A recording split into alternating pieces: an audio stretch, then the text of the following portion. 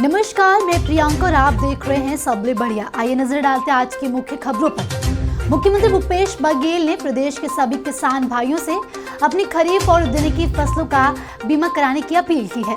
मुख्यमंत्री ने अपील में कहा है कि मौसम की अनिश्चितता और स्थानीय प्राकृतिक आपदा की स्थिति में भी किसान की आय बनी रहे, इसलिए फसलों को बीमित कराना जरूरी है। शासन द्वारा किसान भाइयों को फसल बीमा की सुविधा प्रीमियम राशि पर उपलब्ध कराई जा रही है। खरीफ फसलों की बीमा के लिए किसान भाइयों को प्रीमियम राशि का 2% और उद्यानिकी फसलों की बीमा के लिए प्रीमियम राशि का 5% अंशदान के रूप में देना होता है। किसान थोड़ी सी रुचि और थोड़ी सी राशि जमा कर अपनी फसलों का बीमा कराकर बड़े जोखिम से बच सकते हैं। प्राकृतिक आपदा और मौसम की अनिश्चितता के चलते होने वाली फसल हानि, उत्पादन में कमी की भरपाई बीमा दावा राशि से होता है। प्रधानमंत्री फसल बीमा योजना के अंतर्गत किसान धान, सिंचित एवं असिंचित अरहर, मूंग, उड़द, मक्का एवं उद्यानिकी फसलों का बीमा 15 जुलाई तक करा सकेंगे। जानकारी के लिए बता दें कि छत्तीसगढ़ देश का पहला राज्य है जिसने किसानों को सबसे पहली रबी सीजन 2021-22 की फसल बीमा दावा राशि का भुगतान किया है। छत्तीसगढ़ सरकार द्वारा राज्य में प्राथमिक शिक्षा के स्तर में सुधार के लिए नवाचार एवं विविध गतिविधियों को बढ़ावा देने की पहल पर लगातार कार्य किया जा रहा है। इसी कड़ी में पालक जागरूकता अभियान सभी स्कूलों में शुरू किया जा रहा है। इसका उद्देश्य पालकों की सक्रिय भागीदारी सुनिश्चित कर पठन पाठन के स्तर को बेहतर बनाना है। सचिव स्कूल शिक्षा विभाग डॉक्टर MS भारतीदासन ने सभी जिला शिक्षा अधिकारियों को स्कूल में पालक जागरूकता अभियान का पालन सुनिश्चित करने और इस अभियान के तहत संचालित गतिविधियों की नियमित रूप से मॉनिटरिंग कर इसके रिपोर्ट शासन को भिजवाने के निर्देश दिए हैं। इस अभियान के तहत सभी स्कूल में शाला प्रबंधन समिति एवं पालकों का सम्मेलन आयोजित किया जाएगा। पालकों को बच्चों की शिक्षा पर विशेष ध्यान देने, नियमित स्कूल आने बच्चों की पढ़ाई लिखाई के संबंध में चर्चा करने के लिए प्रेरित और प्रोत्साहित किया जाएगा। छत्तीसगढ़ राज्य में वर्षा की स्थिति सामान्य से थोड़ी अधिक है।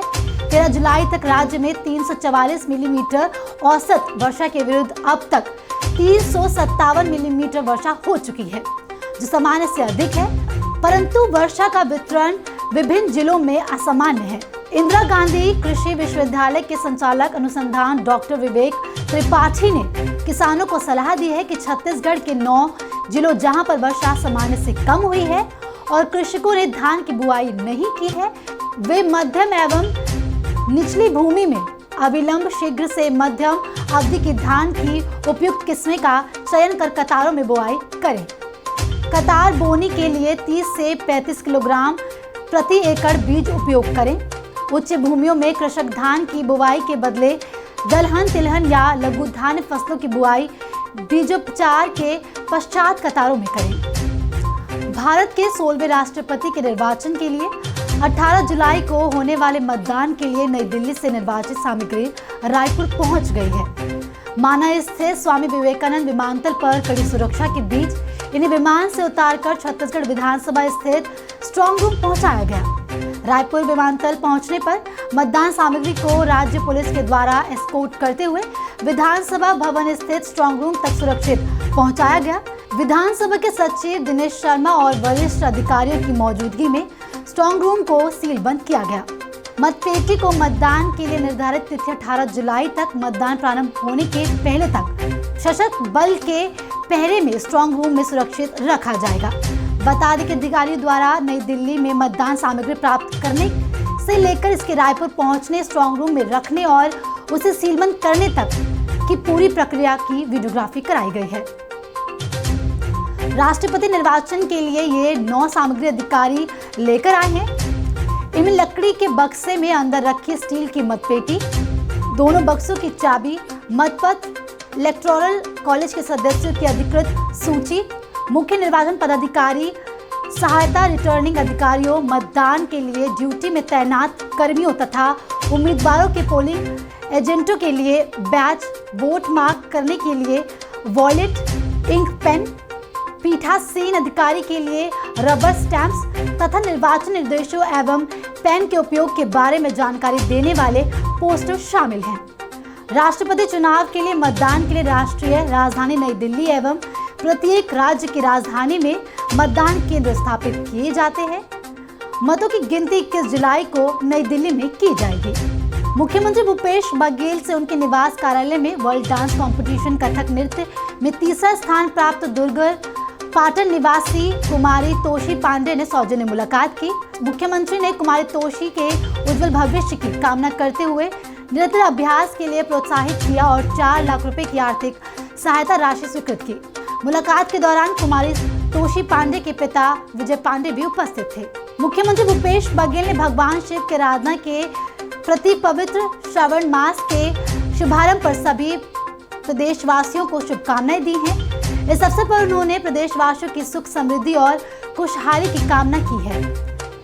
मुख्यमंत्री ने कहा कि सावन मास के प्रारंभ के साथ ही शिव जी की विशेष आराधना शुरू हो जाती है। श्रद्धालु पूरे भक्ति भाव से सावन सोमवार को शिव जी का व्रत रखते हैं। मुख्यमंत्री ने कहा कि सावन मास के दौरान शिवालयों में भक्तों की भीड़ होती है, कांवड़ निकलते हैं। इस दौरान सभी नागरिक कोरोना संक्रमण से बचाव के लिए आवश्यक दिशा निर्देश का पालन करें और सुरक्षित रहें। मुख्यमंत्री भूपेश बघेल ने प्रदेश में केंद्र से रासायनिक उर्वरकों की कम आपूर्ति को देखते हुए कृषि उत्पादन आयोग को केंद्र से समन्वय कर मांग के अनुरूप रासायनिक उर्वरकों की आपूर्ति के लिए पत्र लिखने को कहा है। उन्होंने अधिकारियों को मौसम की स्थिति पर नजर रखने और जहां खाद बीज की कमी है वहां खाद बीज की पर्याप्त मात्रा में उपलब्धता सुनिश्चित करने के निर्देश दिए हैं।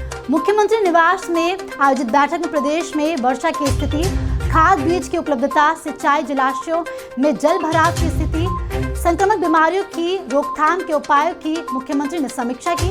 बैठक में मुख्यमंत्री ने रासायनिक उर्वरकों के ओवररेट की शिकायतों के प्रकरण में कड़ी कार्रवाई करने के निर्देश दिए। साथ ही बारिश के दौरान बीमारियों की रोकथाम के लिए आवश्यक दवाओं के पर्याप्त मात्रा में भंडारण, शहरों में साफ सफाई के साथ ही क्लोरिनेशन कराने के निर्देश दिए। मुख्यमंत्री ने बैठक में कहा कि मनरेगा के तहत भूजल संरक्षण और संवर्धन की संरचनाएं प्राथमिकता के साथ निर्मित की जाए। मुख्यमंत्री ने कहा कि चारे का उत्पादन कराने वाले समूह को खुले बाजार में चारा बेचने की अनुमति दी जाए। इससे उनकी आमदनी बढ़ेगी और अतिरिक्त चारा का साइलेज बनाकर मवेशियों के लिए उपलब्ध कराया जाए। बैठक में कृषि मंत्री रविंद्र चौबे भी उपस्थित थे। मुख्यमंत्री भूपेश बघेल से उनके निवास कार्यालय में भाटापार बालौदा बाजार जिले के ग्राम मल्दी निवास शिल्पकार तारकेश्वर वर्मा ने सौजन्य मुलाकात की।